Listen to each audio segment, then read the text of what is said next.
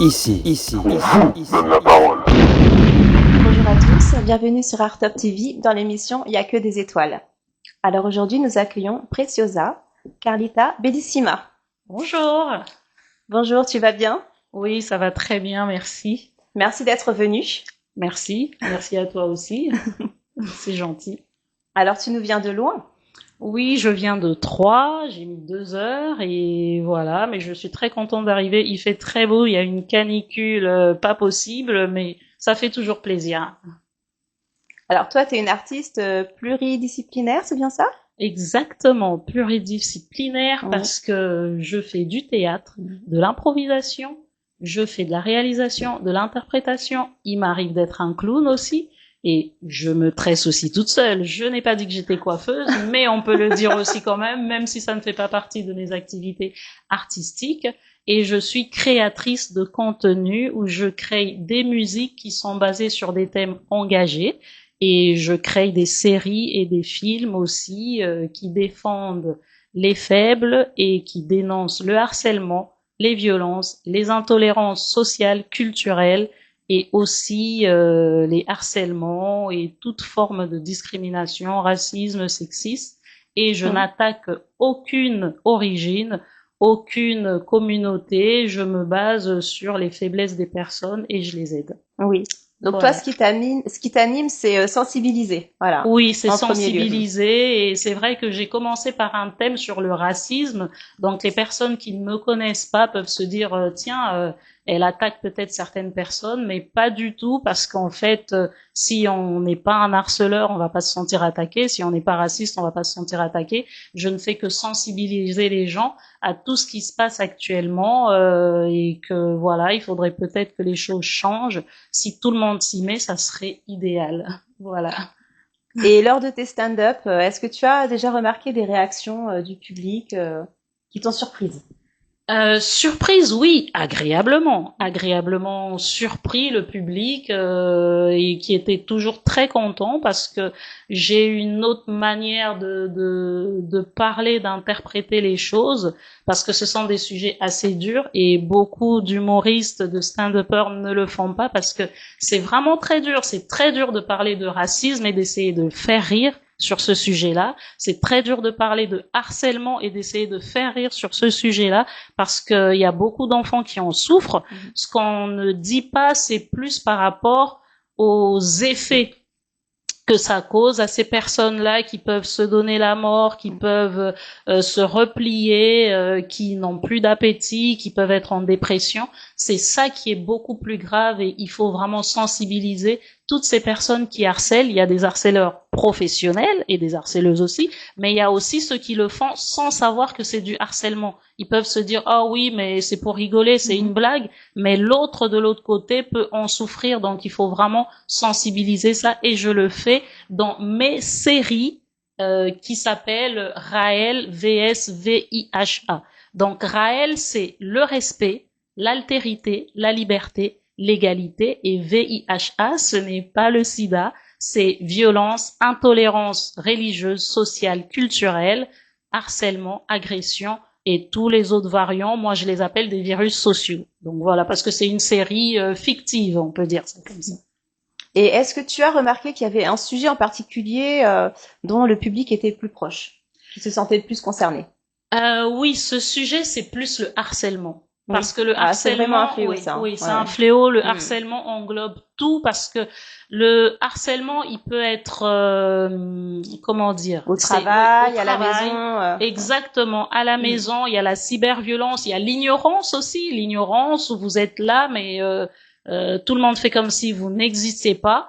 Et c'est assez subtil et du coup, il y en a qui n'osent pas porter plainte, sauf que faut pas oublier que ça reste un délit. C'est un délit d'harceler une personne, c'est un délit puni par la loi et moi, je transmets des messages avec les séries, des chansons, avec toujours les séries que je crée. Donc voilà. Oui. Et c'est vrai que les personnes qui sont harcelées, parfois, elles s'en rendent pas compte. C'est-à-dire que elles sentent que quelque chose ne va pas, elles sentent l'hostilité en face, mais elles n'arrivent pas à mettre ce mot harcèlement. Exactement, exactement. Et faudrait surtout pas avoir honte, faudrait surtout pas se replier, il faudrait surtout en parler, il faudrait le dire pour que ça s'arrête. Sinon, ces personnes-là pensent qu'ils ont le droit de le faire, le droit de recommencer à vous harceler. Alors, il faut vraiment tenir tête et savoir que les lois existent. Il faut aussi porter plainte, même si on vous dit oui, mais vous n'avez pas de preuves, vous savez pas comment expliquer, parce que ça devient assez subtil. Donc, il faut vraiment sensibiliser tout le monde, parce qu'on a beaucoup de faits, des faits divers maintenant malheureusement qui finissent très mal. qui finissent très mal, très mal. Donc, je m'adresse à toi, le harceleur, la harceleuse, d'arrêter, parce que tu ne peux pas savoir l'impact que ça peut faire à une personne et aussi à une famille derrière. Si cette personne se donne la mort ou si ça va plus loin, donc il faudrait arrêter. On peut aussi nous sensibiliser, on n'est pas obligé d'attendre la justice, d'attendre les institutions. On peut nous-mêmes, entre nous, sensibiliser les gens, et c'est ce que moi j'ai choisi. Donc je ne m'attaque à aucune communauté, j'essaye de transmettre des messages, donc il faut vraiment regarder les séries Raël vs VIHA, parce que c'est assez poignant. C'est vrai qu'au début on se dit waouh, les mots, les textes sont très durs, mais grâce à l'IA, on peut transmettre des messages et essayer de vivre tous ensemble dans la paix, on peut dire ça comme ça. Alors, est-ce que ce sont des valeurs aussi que tu transmets à tes enfants? Ah oui, ce sont des valeurs que je transmets à mes enfants, parce que moi au départ, je suis commerçante grossiste. J'avais 2 boutiques, une dans le 77 et une dans l'Aube, à Troyes, là où j'habitais.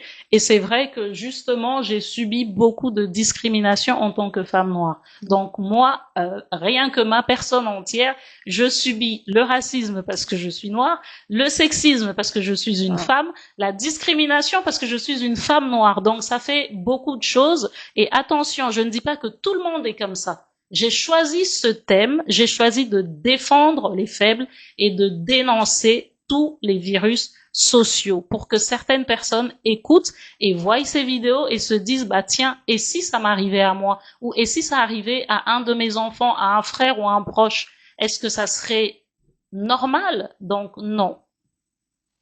Alors, parle-nous de Sarkozy. Ah, Sekozy. Donc, Sekozy, je suis la fondatrice de Sekozy, que j'ai créé il y a quelques mois, presque bientôt une année. Alors, Sekozy englobe la musique créée avec l'intelligence artificielle. Tu m'excuseras, ma très chère artiste, parce que je sais que tu es une très bonne chanteuse et je l'ai entendu chanter.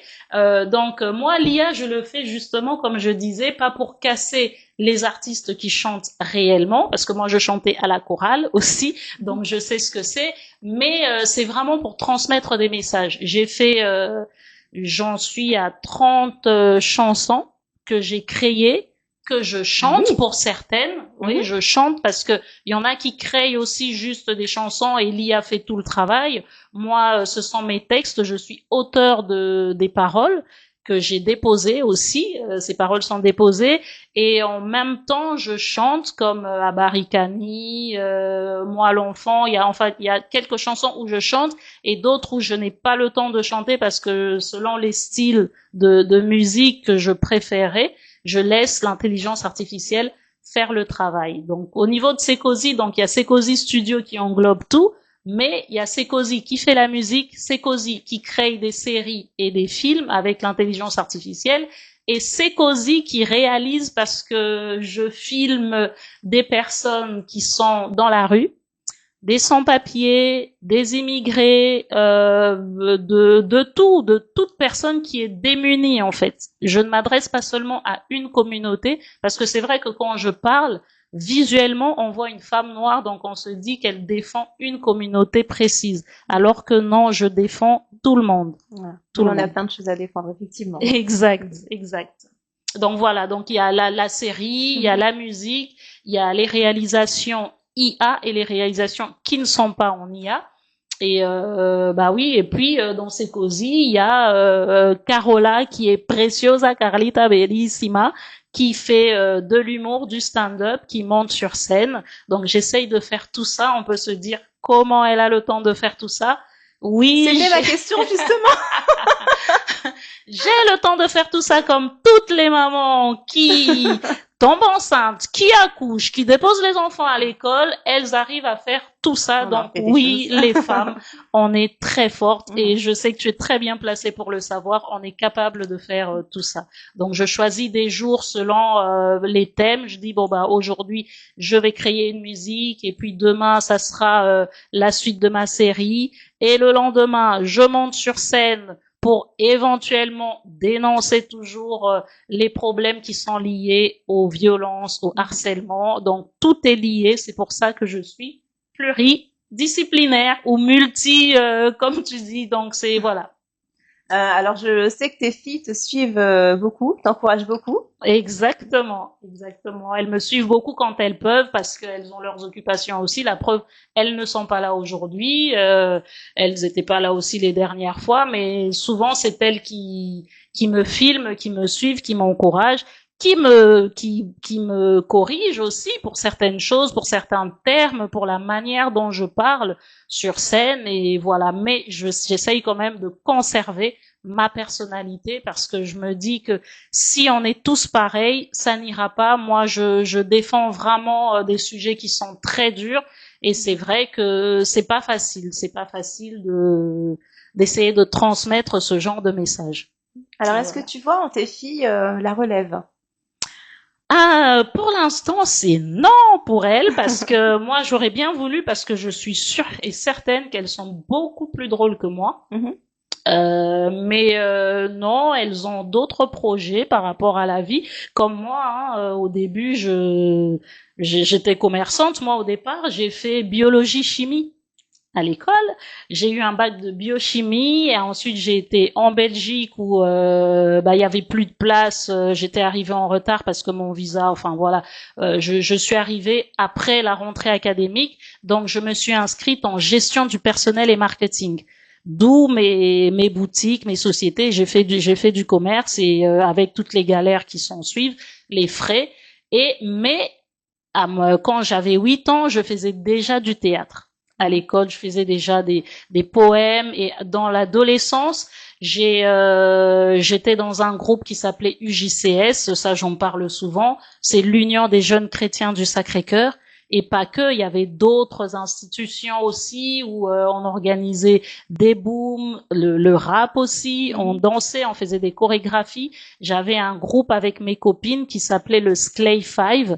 En fait, c'était juste les initiales de nos prénoms, Oui. mais nous, on en a fait comme si c'était un mot en anglais. C'était Sandrine, Carola, Annie, Linda et Fatou, et qui faisaient les 5, donc Sclay Five. Mais ça remonte à très longtemps, mais j'organisais déjà beaucoup de choses. J'aimais bien chanter, danser, Oui, t'avais et déjà ça en toi. exactement, exactement. Bah du coup après j'ai eu mes filles, j'ai élevé 6 enfants. J'ai divorcé aussi, oui, je raconte ma vie, mais c'est pas grave, c'est pas grave, j'ai le droit de raconter ma vie si je veux. Donc voilà, mais c'est ça, ça fait partie des femmes fortes. On est là, Mhm. on raconte parce qu'il y a des gens qui cachent leur vie. Moi, je n'ai rien à cacher. Moi, si même quand on me pose pas la question, je parle, je raconte. Donc voilà. Mais sinon, à part ça, oui, elles ne seront pas ma relève, sauf si éventuellement elles changent d'avis. Mais pour l'instant, non. Est-ce qu'il y a eu un élément déclencheur vraiment pour toi, pour te mettre voilà, dans cette fibre artistique? Ah oui, l'élément déclencheur, je vais vous dire c'est quoi, c'est que avec mes 2 boutiques, j'ai vraiment galéré. J'ai eu des dettes, des frais, voilà que tout le monde peut imaginer ou pas, mais ça a été vraiment dur, sans compter la discrimination, se faire accepter, les commerçants voisins. J'ai vraiment beaucoup souffert à ce niveau-là, mais comme je suis une femme fière et forte, je ne l'ai jamais montré. Mhm. J'ai pris sur moi. Ensuite, j'ai eu vraiment 2 événements très douloureux dans ma vie. J'ai perdu une fille qui est ma toute dernière. Elle n'avait que 6 ans. C'est très dur. Je sais que normalement, j'ai pas en parlé. C'est pour ça d'ailleurs que dans mes événements de stand-up et tout, je parle des choses poignantes. Mais c'est pas tout. Ça, c'était en 2020. Et ensuite, 3 ans après, j'ai perdu mon aîné. ma fille, et donc il m'en reste 2, sans compter les 2 grands que j'ai élevés, que je considère comme mes enfants. Ça, c'était avec mon premier mariage. Donc oui, je sais sourire. Et je sais aussi encaisser beaucoup, beaucoup de choses, même si certaines personnes qui ne me connaissent pas, hein, je ne dis pas qu'on me juge, mais c'est vrai que l'apparence peut se dire, ah oui, bah, elle vit, tout est rose pour elle. Oui, Non, oui. non. Quand on voit les gens se défendre pour certains sujets, c'est qu'ils ont déjà encaissé, ils ont subi, resubi, et ils essayent d'avancer. Sauf que tout le monde n'est pas comme ça. Il y a des gens qui sombrent, donc je suis là pour aider ces gens-là. Exactement, qui savent pas se relever. Voilà. Alors, avec le recul, est-ce qu'il y a des choses que tu aurais aimé peut-être changer dans ton parcours? Ah oui, oui, comme tout le monde, si on pouvait changer les choses, ça serait déjà d'avoir mes 2 très chères filles à mes côtés, me dire ça, toutes les mamans et tous les papas, toute personne d'ailleurs qui a perdu un être cher doit se dire en ce moment et si, et si, et si, et si, et ils auront du mal. On n'oublie pas, on n'oubliera jamais. Donc ça, c'est à ce niveau-là. Mais hormis cela, je pense que c'est la seule chose que je pourrais éventuellement changer. Mais sinon, je ne changerai rien de ma vie. Depuis ma naissance, de tout ce que j'ai vécu, je pense que c'est une accumulation d'expériences qui font que je suis là aujourd'hui. Alors tout à l'heure, tu parlais justement du fait que tu étais une femme et une femme noire. Oui. Donc, est-ce que tu penses aujourd'hui que le fait d'être une femme, ça te sert ou te dessert? Ah, le fait d'être une femme, d'abord, on a des atouts que certaines personnes n'ont pas, ça, on va le mettre entre parenthèses, mais de 2, être une femme, ça reste aussi un tout petit handicap, peut-être parfois très grand, parce qu'il y a le sexisme, et j'en parle encore dans mes séries, parce que une femme, elle n'a déjà pas le même salaire qu'un homme, on le sait, et ça va pas changer aujourd'hui, on ne sait pas pourquoi, ne me posez pas la question, mais oui. Mais moi, je me sens bien en tant que femme. Je trouve qu'on a beaucoup de choses, beaucoup de capacités, et voilà. Mais c'est vrai que c'est très dur du fait qu'on puisse catégoriser une personne en étant déjà une femme. C'est une femme, il y a certaines choses qu'elle ne peut pas faire, il y a certaines choses qu'elle ne doit pas faire, et puis ça dépend aussi des femmes. Il y a des femmes qui peuvent faire certaines choses et d'autres, oh, on est choqué. On se dit, bah, oh, mais qu'est-ce qu'elle a fait? Bah oui, mais l'autre, elle l'a fait, elle. Pourquoi pas moi? Vous voyez? C'est de ça que je veux parler. Donc, le sexisme existe. Oui. Alors toi, tu parcours toute la France pour faire des scènes. J'ai pas fait toute la France, mais oui, quand même. Une bonne partie. J'ai pas été partout, mais d'accord, oui, on peut dire ça, oui, c'est vrai. Donc, alors comment tu arrives à t'organiser avec les enfants? Bon, mes filles sont assez autonomes et indépendantes, et malgré ça, elles me suivent toujours parce que je suis très attachée à elles. Et oui, c'est pour ça d'ailleurs que j'ai 47 ans, et je vais le répéter jusqu'à la fin de l'émission, et j'en suis fière. Elles étaient très jeunes avant, donc c'était un projet qui était mis entre parenthèses, vu qu'il fallait les élever et élever les enfants de mon ex-mari. Voilà, donc j'ai d'abord élevé, éduqué, instruit mes enfants. Ensuite, il m'est arrivé tout ce qui m'est arrivé, et là, elles sont assez grandes et autonomes pour faire le reste, mais oui, j'y arrive, et d'ailleurs, à chaque fois que je me déplace, elles sont toujours avec moi, sauf que je les protège, je ne les expose plus comme j'aurais fait à l'époque. Donc quand vous voyez des vidéos de moi à l'hôtel seule, en fait je suis jamais seule.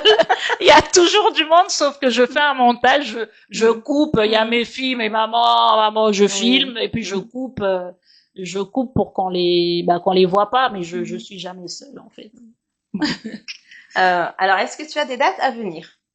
Des dates à venir, non, je n'en parle pas. Pas parce que je n'ai pas de date à venir, parce que ça reste encore un secret. Oui. Si un roll-up aussi énorme est là, ce n'est pas pour rien, ce n'est pas pour rien, mais je suis encore consacrée sur mes séries où j'y crois beaucoup, beaucoup, parce que je parle de loi, je parle d'articles de loi, je parle des titres qui sont poignants, je parle de sujets qui ne me concernent pas personnellement à chaque fois, hein, parce que toutes les séries, d'ailleurs ça c'est important, je voulais le dire, toutes les séries que je mets, il ne s'agit pas de moi. J'ai choisi exactement, c'est pas toujours mon histoire. Sinon je serais une super héroïne qui monte sur la lune. Ça serait. J'ai juste donné le nom de la super héroïne Carola parce que c'est moi qui fais la série, donc je me suis dit pourquoi pas.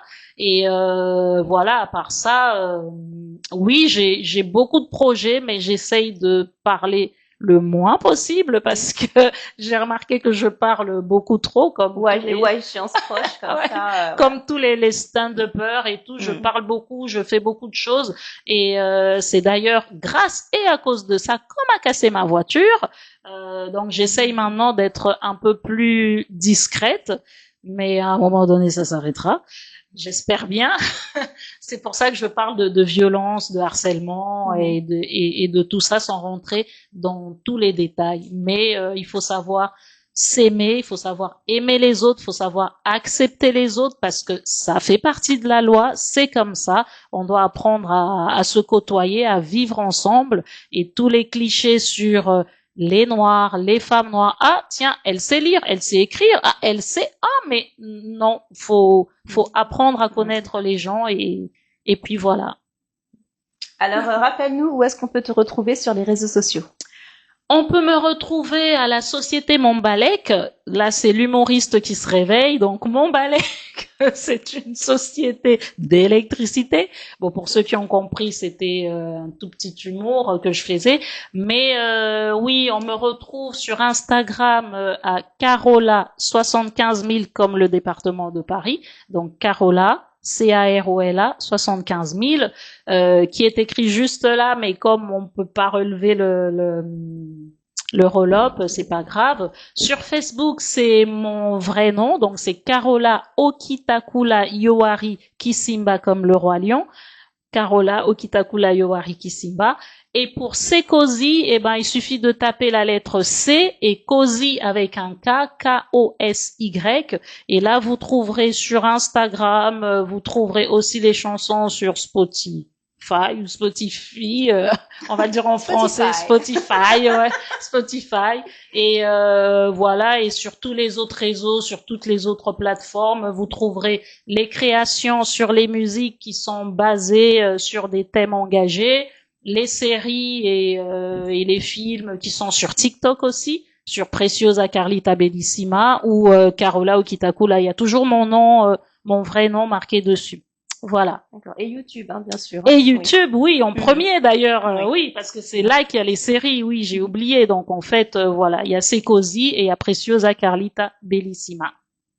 Alors, est-ce que tu avais quelque chose à nous partager, à ajouter? Oui, ce que je voulais vous dire, c'est que je vous aime tous et je ne fais pas semblant. Je vous aime tous, sauf quand je vois que ça va pas, mais j'essaye de réparer, de rééduquer. C'est peut-être un gros mot, je ne me permettrai pas, mais quand même un peu, qu'on essaye de s'aimer entre nous, de s'entendre, de s'accepter. C'est très important. Ça a l'air banal ce que je dis, mais le monde avancera beaucoup mieux si on arrive à s'accepter, à se côtoyer. Moi, j'aime tout le monde et je me défends quand je me sens attaquée, c'est tout à fait normal, sauf qu'il y a des personnes qui sont d'une subtilité extrême et il faut vivre avec, mais pour qu'on avance, il faudrait déjà qu'on arrive à se tendre la main et qu'on arrive à s'aimer les uns les autres. Ça a l'air très facile, mais c'est très difficile. Merci pour cette note. Merci à toi. Donc on arrive à la fin de l'émission. Hein. Merci d'être venu. Merci. Et surtout, reviens quand tu veux. Bien sûr, ça serait gentil. Au revoir. Merci de nous avoir suivis et à très bientôt sur Art Top TV.